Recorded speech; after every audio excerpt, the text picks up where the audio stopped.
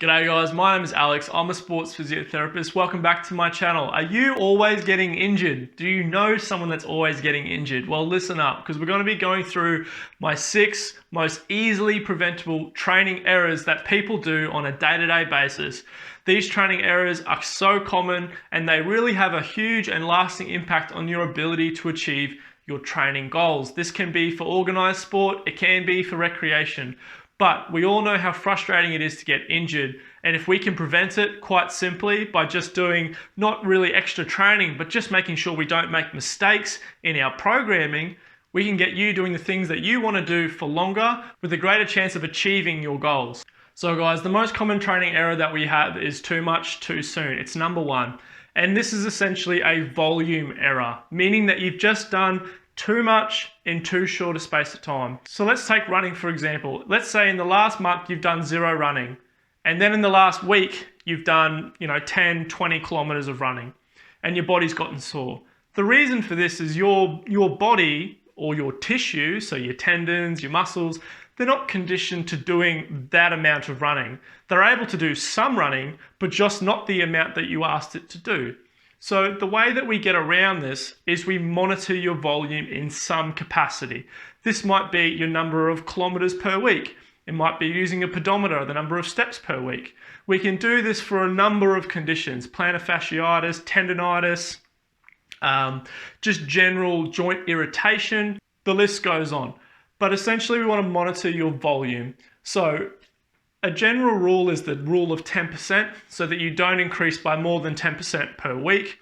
However, this will change depending on your age and your ability to adapt to training. If in the first week we just say, we're going to be doing 6 kilometers of running across 2 runs, and then in the next week we're going to be doing 8 kilometers of running. In week 3 we're doing 10 kilometers of running, and so forth.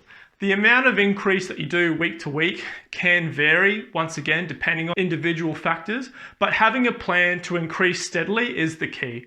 The same thing can occur with doing weights. We could monitor you with the number of sets that you're doing per week. If you decided after a month of doing no squats to hit the biggest leg day imaginable in the first week back, then we know you're going to get really sore and you're increasing your chance of a training error and injury. So if you're a weight trainer, you might want to go with 3 full body sessions 3 days a week, as opposed to hitting one muscle group at one point in time, 5 days a week. So chest Monday, biceps Tuesday, whatever. But you want to have 3 full body days 3 times a week. It gives you lots of rest and it gives your muscles, the ability to recover.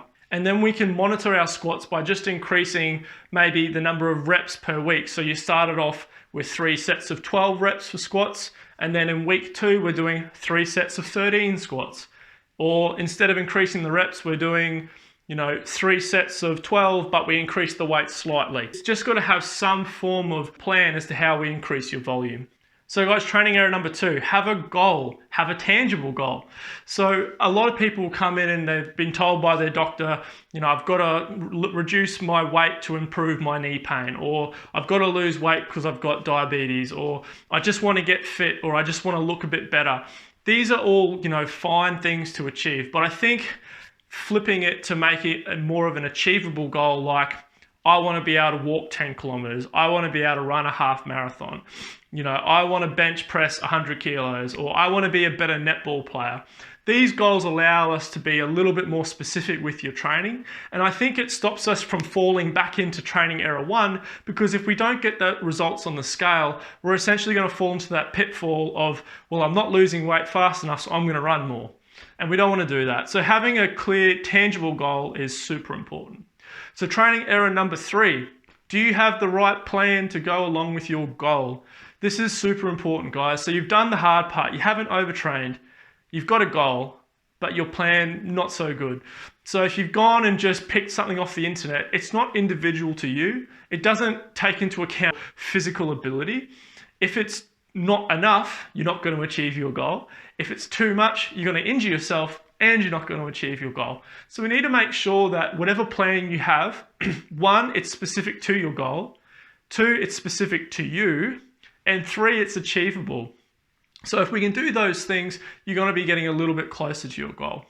Error number 4 is holidays. So you've been training for a little bit of time now. You haven't overtrained in the first month. You've got a goal. You've got a plan that works. But we've gone on holidays for 2 weeks to Bali and we've chilled out on the beach and it's been great.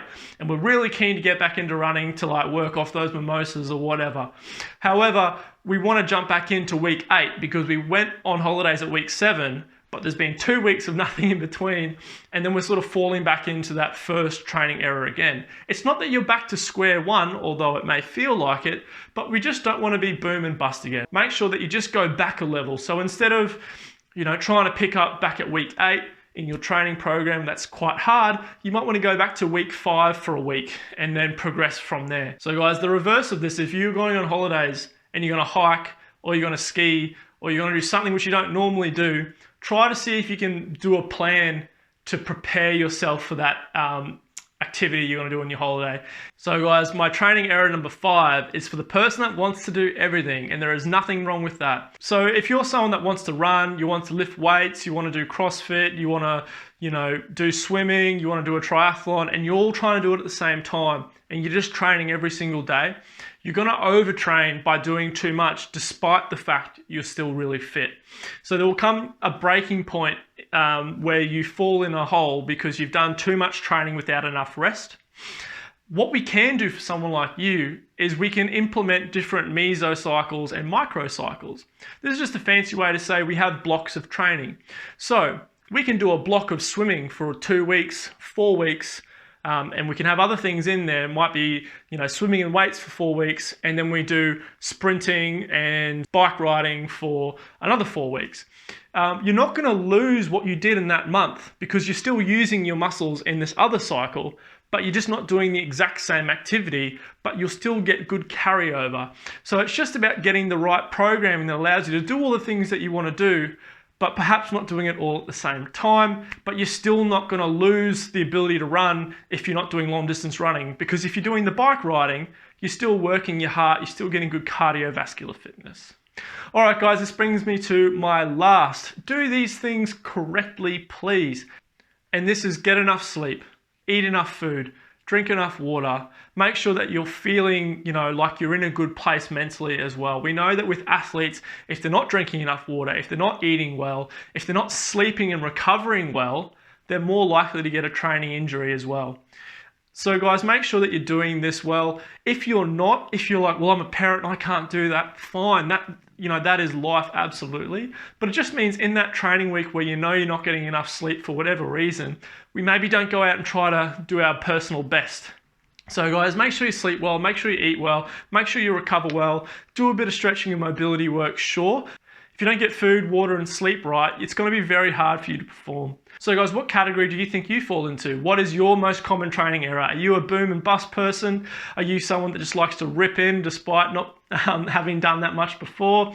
Are you someone that doesn't get enough sleep? Are you someone that trains like an athlete but recovers like a uni student? What's your most common training error? Let me know. I know for me, I just like to do a bit of everything, and I throw myself in head first, and I tend to get little niggles, but it's all about sort of recognizing why you're getting the injuries that you are and then taking the appropriate steps to fix it. Thanks for listening. My name is Alex. I'm the sports physiotherapist. If you've really enjoyed this video and you want to make sure you don't miss out on any other videos as they come out, hit that subscribe button, hit that notification bell. All right, guys, catch you later.